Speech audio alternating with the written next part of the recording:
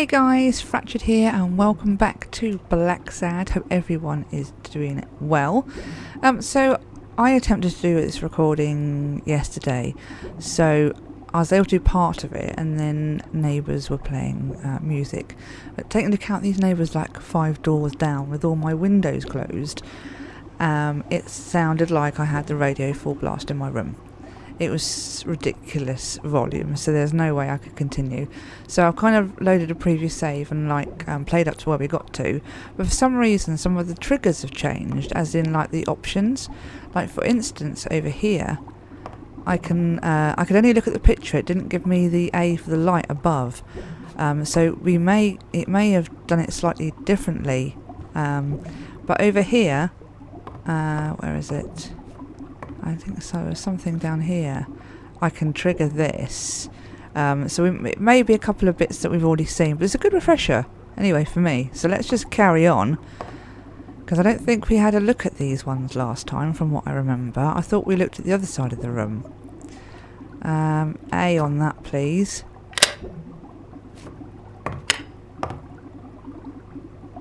Yeah, we'll just go through them all. I think I've done most of what we already seen. The painting concealed file after file of celebrity reports with all sorts of shady information, ranging from S to Z. Almost all of them were athletes. Is that what O'Leary meant when he said that detectives and police officers were his friends? I wonder how many spy for him. If I were to pitch in, who would I spy on? Who do we spy on? Thought, Yale, Stone. Let's go Stone first.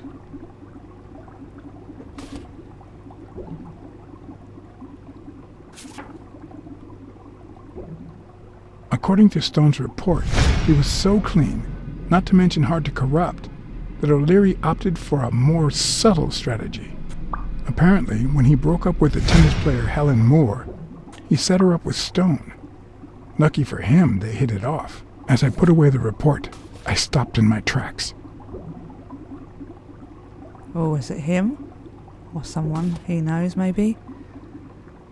Did I really want to risk knowing what O'Leary had on my good friend, the incorruptible police commissioner? No, we're not gonna be honest, if Smirnov had anything to hide, I'd rather not know about it. Okay, we have Thorpe and Bob. Let's go for Bobby.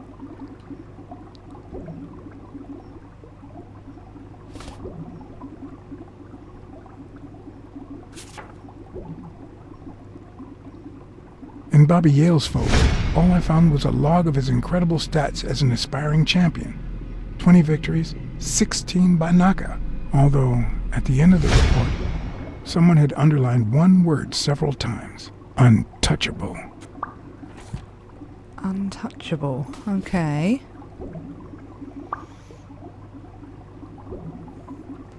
Yeah, there's one of O'Leary's untouchables. Okay, interesting. Let's go Thorpe.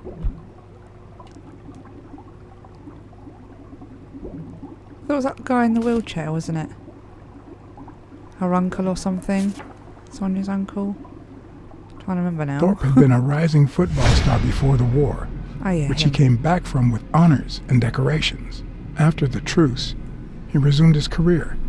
He won 3 season trophies and a couple of MVP awards. He retired after an accident that left him paralyzed from the waist down. He started his own sports advertising agency 4 years ago, but according to the files, O'Leary hadn't even tried to corrupt him. Why is that then? Interesting. Let's see if we can... Oh. No, come on. There we go.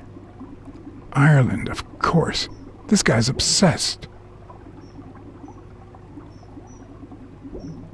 Okay, let's try this one over here.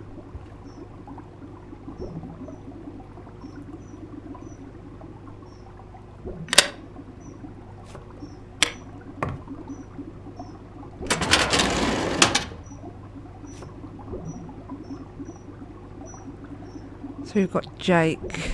Let's go Helen Moore, actually. O'Leary's ex, isn't it? Who's now with Stone.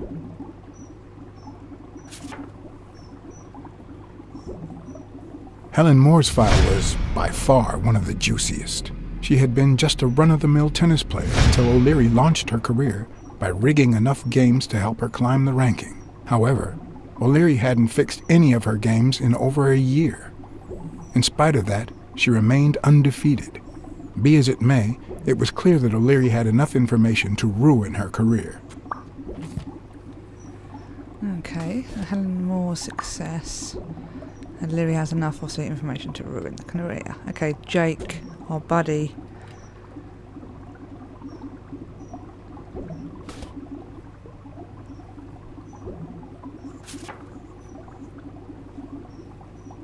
Strange as it may seem, the reports revealed that O'Leary had hired Jake as a bodyguard precisely because he was absolutely clean. Apparently, he liked to surround himself with honest people when he mingled with the high society.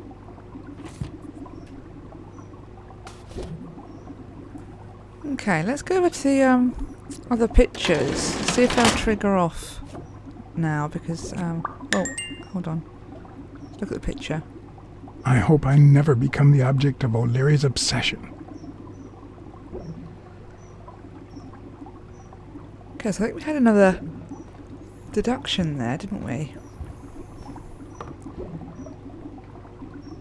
I see, we're getting them now. What's weird is that maybe it just changed it around. Like randomizes it. There we go. These are the ones that we've actually seen, guys, but as I guess, it's good for a refresher. Luckily or not, files N through R included no one that I could somehow connect to the case.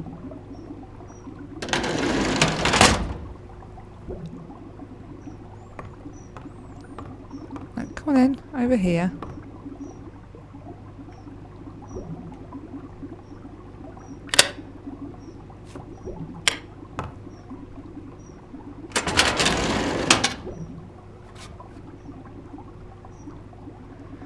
Okay, let's go with Joe Dunn first.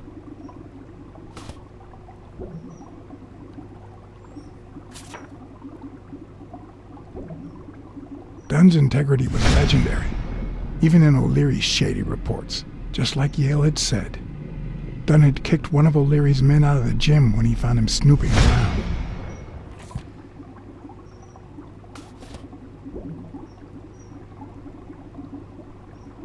And then let's go for Evernerius.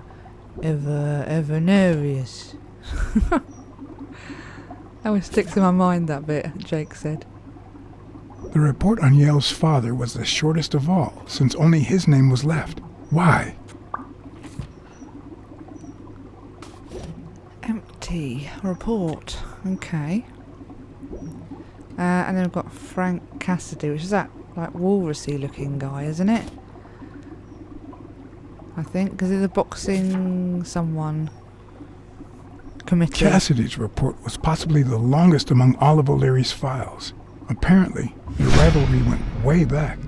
So much so that they spied on each other in the most unthinkable ways. At least I was able to confirm what Yale had told me. Cassidy had threatened Dunn after he refused to join the managers' union.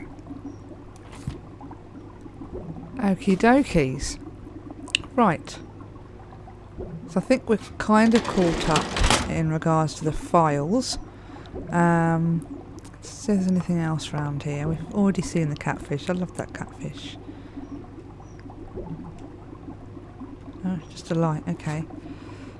Anything else around here?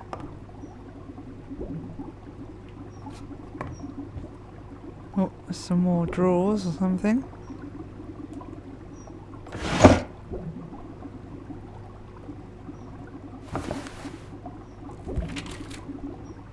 Limited edition copy 2 of 3. We listen, if you call it listening, to the sentimental romance. Your eyes act like the moon. Very limited edition with only 3. If they're not together anymore, why does O'Leary keep so many pictures of romantic moments with Helen Moore? Okay. Well, let's check the deductions. You know how rubbish I am at these, though. Let's have a quick look-see. See what we've got. Right.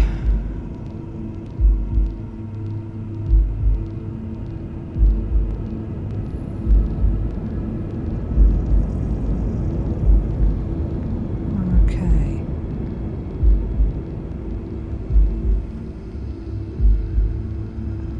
So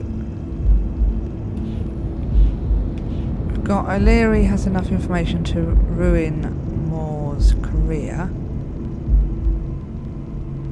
And we've got more seduced stone by O'Leary's demand. So let's try that one with, oh come on, this one. Oh, okay, cool. I'd say O'Leary has threatened Stone with ruining Moore's career. Makes sense. Definitely makes sense. I'm not seeing anything else in this room that we may have missed. Let's just go up to here in case I've missed anything out in the office.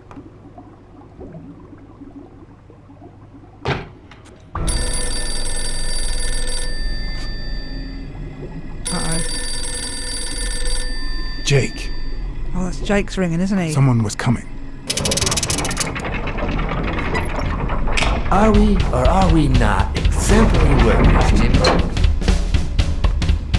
Here it is, middle of the night.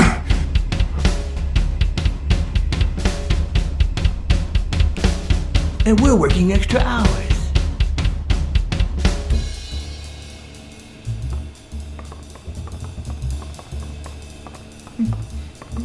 Hey, Jimmy, what do you think about that? I think he's scared stiff, Desmond. Why's that, Jimmy? We're giving you the red carpet treatment. We even let you in the boss's office. You're one lucky fellow. You can't say I don't treat you well, Jimmy.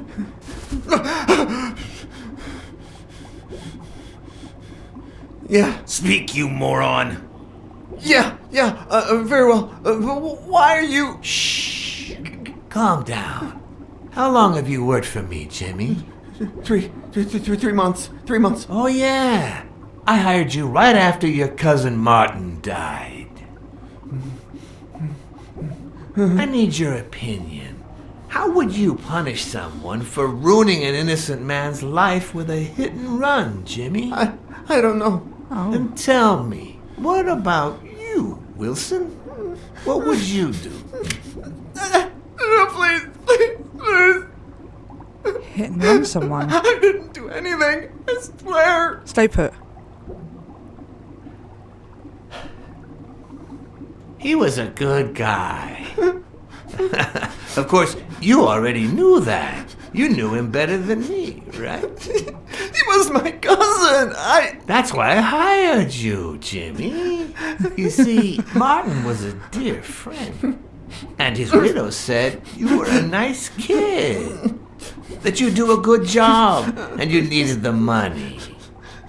And I have a soft spot for those in need. Please. But, you know what? I talked to her just yesterday.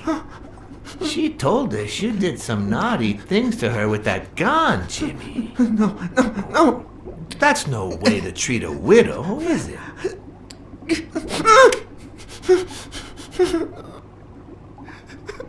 No, She's lying. staying put. Why would I do that? What about the kid? Are you so sure you know how long a kid can hold his breath? With his little head inside a toilet bowl? Jimmy, nasty. Stay I put. didn't want to. It was his idea.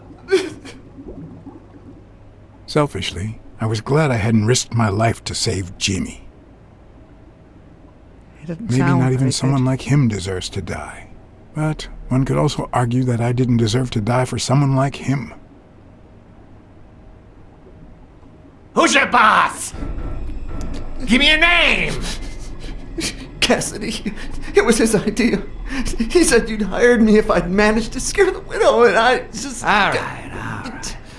Let's just calm down now. Okay? It's gonna be okay.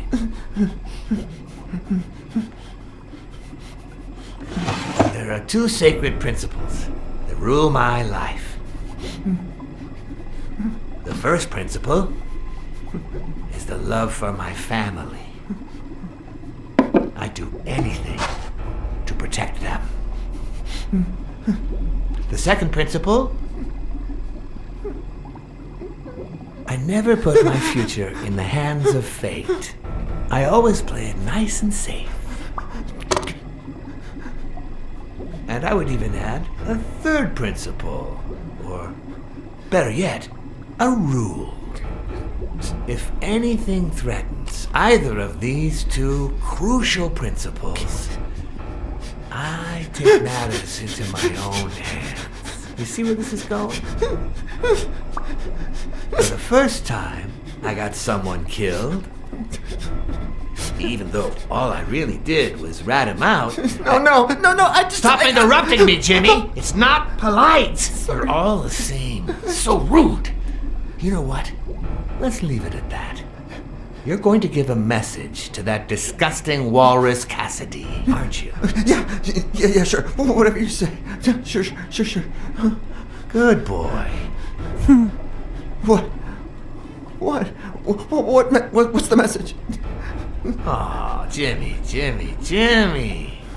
You still don't get it, do you? You are the message.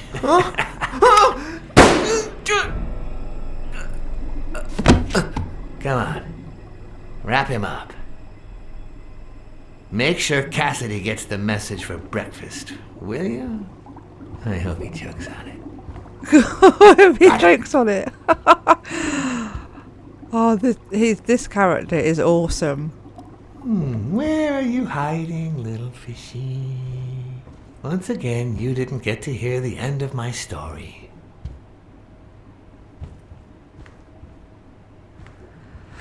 Wow.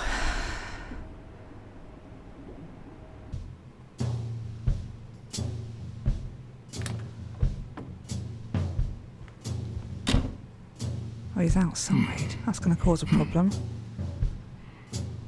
I think that was him anyway.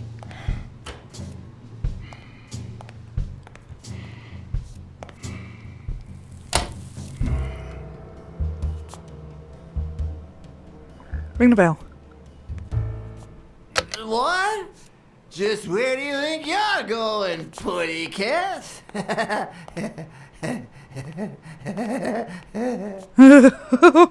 Uh-oh. What's going on? Two sacred principles rule my life. The love I you feel for feel your family. for... What is going on today? Oh. Okay. Have I got to say something different or nothing at all? Two sacred principles rule my life. Let's try. The love I feel Ireland. for... What is going on today?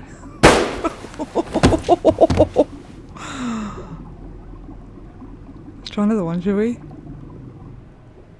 Two sacred principles rule my life. The love I you feel money. for... What is going on today? Just got to try each option, haven't you? Retry.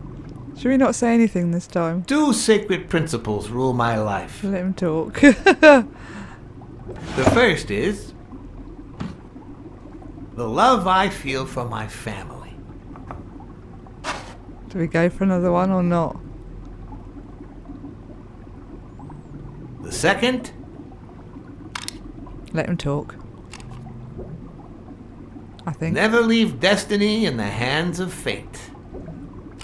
I always play it nice and safe.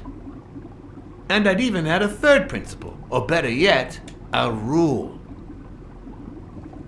If anything threatens either of these two principles, I take matters into my own hands. The first time that someone died because of me, even though all I did was rat him out, well, that guy ended up in the Hudson River, right off Pier 27. He's got to be even wetter than that fish by now. You should have seen his face. It's interesting what comes to mind when you think you're about to die. Suddenly, all I could think about was how much I wanted a pet fish. You too, Bruce? Anyway, I was 14 years old, and I still dream about it. But his widow and his son. By then, I was adamant about buying a fish. But first... That was that. Never again. Nowadays, whether it's me who pulls the trigger or not, I have zero regrets. What's more, I sort of enjoy it. Okay, so we have some options here. In case anyone had any doubts about who's the boss around here, I'll put my dirty feet on his luxurious table to prove that all of this is mine. Okay, 3 more to find.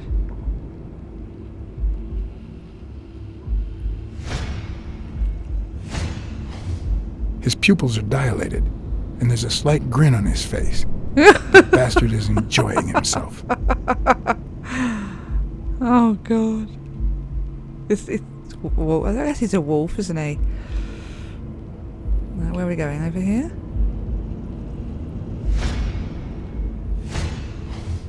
The guy never hesitates to pull the trigger. Even if I hadn't seen what he did to Jimmy, I'd know he's not bluffing. Okay, one more. Over this way?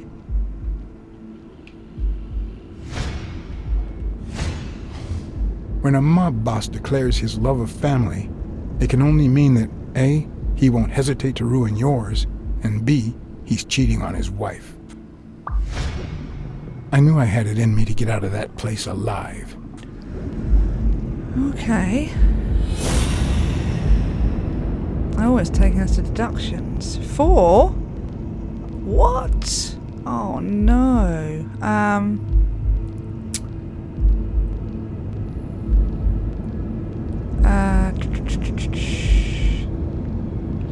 Let's just have a quick look at these, shall we? So definitely not his shoes, but again, it could be different shoes. So O'Leary always plays it safe.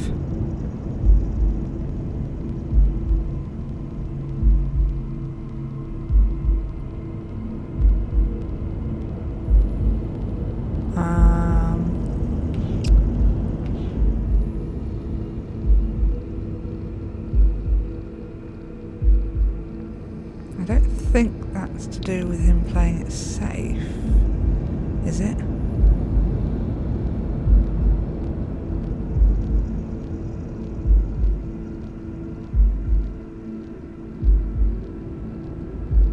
So maybe...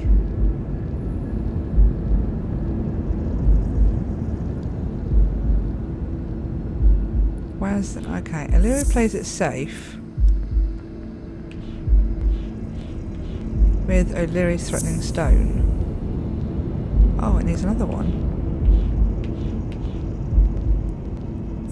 Yale. I don't know, this is not right.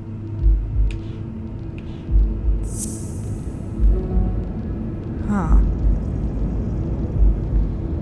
We've got to put him in a certain order. So...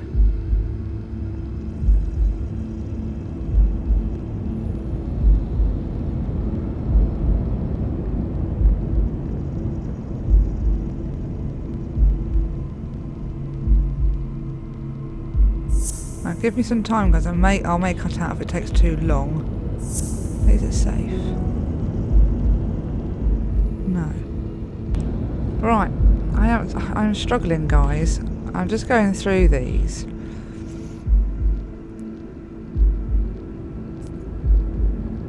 And just looking at these pictures. That's his wife, isn't it? Okay. And the picture that the rhino took, is that not a similar looking person? Is it the rhino having a go with O'Leary's wife? Oh, go back to that picture. Looks the same. Definitely looks the same. So let's go with O'Leary claims to love his family, and then Weekly took the photographs of his rhino and his lover. Oh my god, finally. No.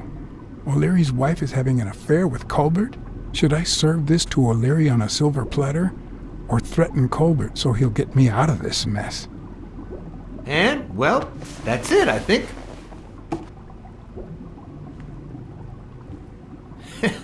You know, Blacksad, I never made it this far. Congratulations. You're going in style. Oh, I don't know. I didn't want to interrupt you because I respect you and your word, but I'm actually here to help. Your wife is having an affair with Colbert. What? Me? No way. Uh-oh. Well, here's the thing. I don't respect your word. And since you brought me no proof... Check my coat pocket, on the right. Oh, I have the picture on me, do I?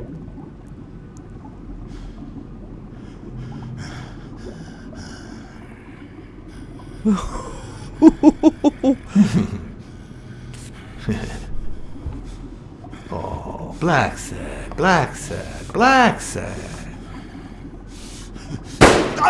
Oops. Thank you very much. I didn't know what And choice sorry to for do. jumping to conclusions. First, you get a random beating from Colbert. And here we are. When you shared what you'd found in Yale's apartment, well, it made me sort of want to trust you. But as you well know, you can't trust anyone in this world. Take it. It's only fair.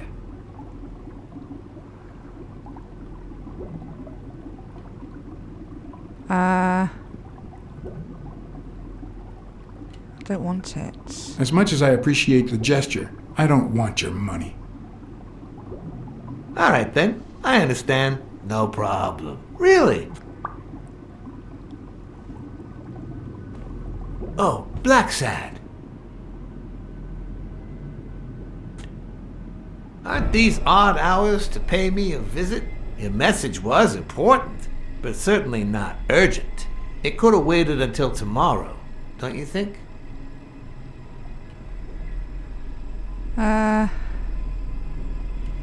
Is it that late? Is it that late?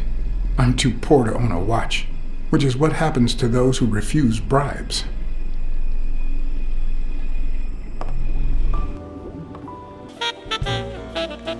I wish I was a noir fiction writer.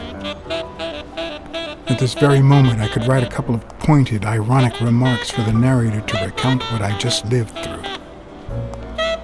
The dark, crooked alleys of New York reminded me of the state of my own soul.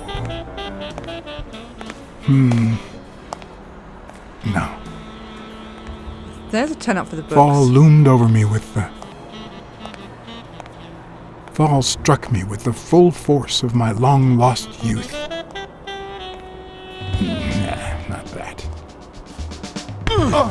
Fall descended over me with the full weight of a guilty conscience. God, that's worse.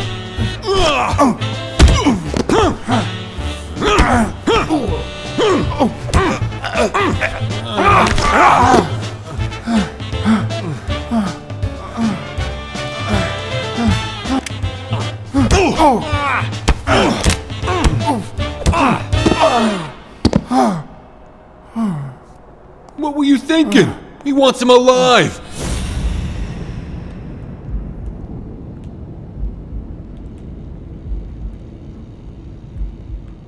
Quick. Quick, I need to look at the back of that.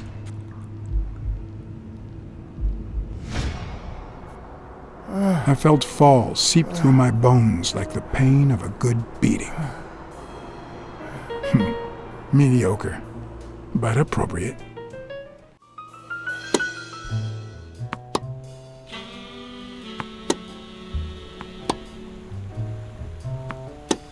Against all odds, next morning I got up bright-eyed and bushy-tailed. And I had my kind, unknown assailants to thank. The beating had taken its toll, but for the first time in months, I had slept like a baby. I think that's possibly a good place to stop there, guys. So thank you so much for joining me. I'm Blacksad, and I'll see you in the next episode. Take care. Bye-bye.